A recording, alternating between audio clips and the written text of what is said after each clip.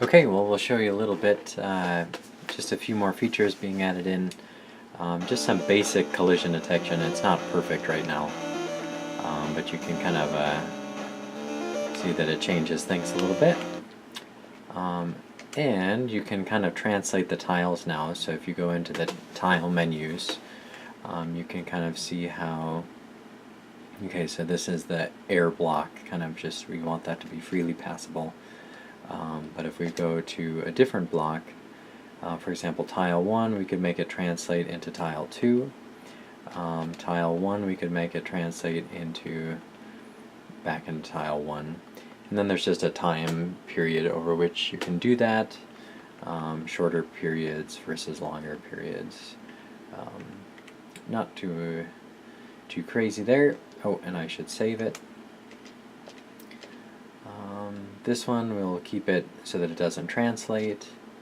This one we'll keep it so that it stays itself. I have a super bouncy one. I want to keep that itself. So here's one I'll show where you can make it so that it kind of alternates. So let's turn that into...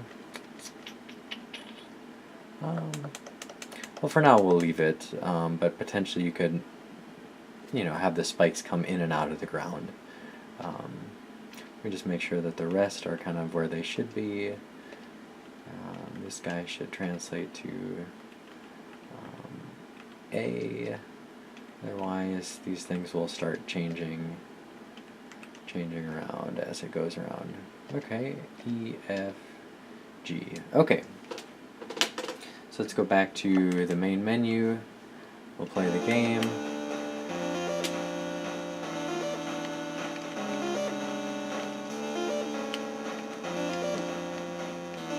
So I've increased the size of this level just to make it a little bit more expansive, a little more interesting.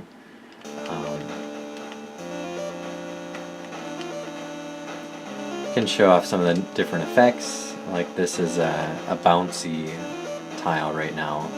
I'm not purposely jumping. I'm going to avoid hopping on the sharp pokies again.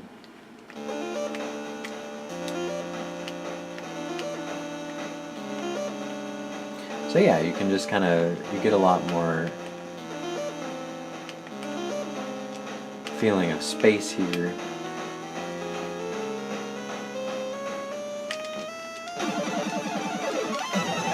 Whoa!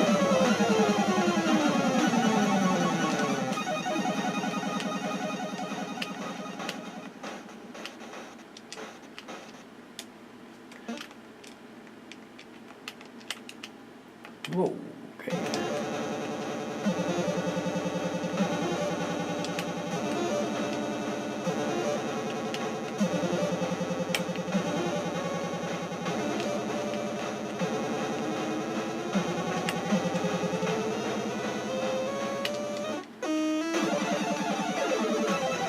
Yeah, that's kind of the end of the line, but yeah, these levels can be pretty large, expansive. Yeah, I mean, we can try and see. So before it used to kind of screw up the map whenever you would kind of change the size of the map. But now I've made it so that it copies the map as you kind of increase the size of it. So it does it in a smart way.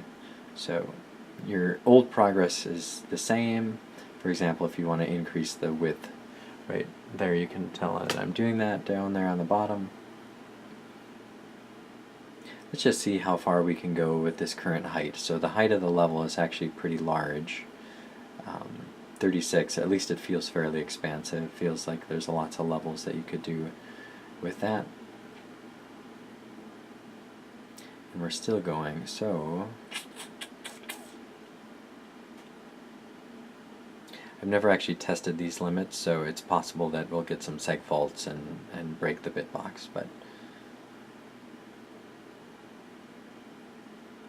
theoretically, it should be able to go up to exactly 455. Okay, so let's see what our newfound space looks like. And we'll just kind of make some tiles do something so you can kind of see a little bit of a change in the scenery as you go by. It's just kind of hard to see what's going on sometimes.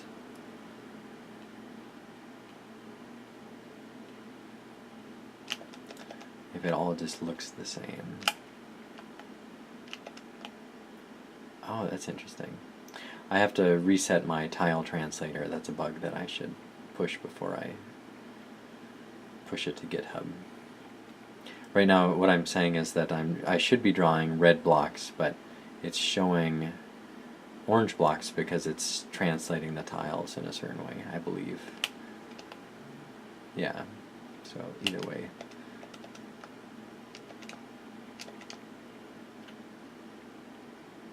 Okay, so we haven't even really gotten to the edge of things yet.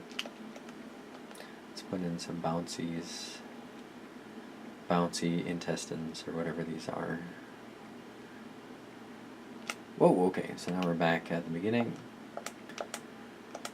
And we'll just kind of get rid of that. Okay, so let's save the map, and let's see if we play it. You can kind of see how far this goes on and on and on and on. I'm not even in the interesting part yet here. Let's see.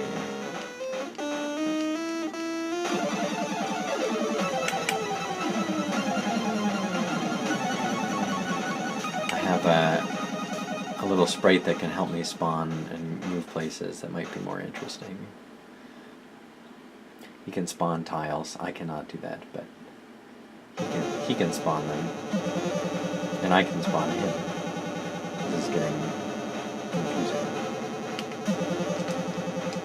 I can't really test out the bounciness of those tiles, but so anyways, there's the end of the level, and you can make them longer if your height is smaller, but yeah.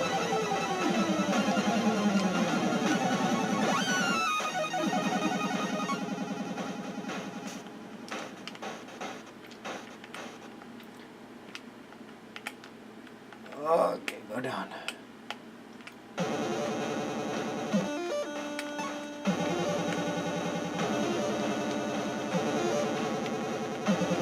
There's some guy trying to push us out of the way, so.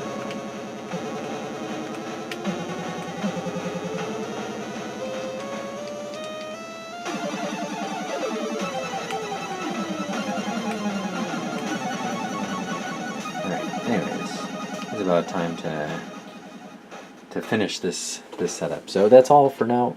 Bye.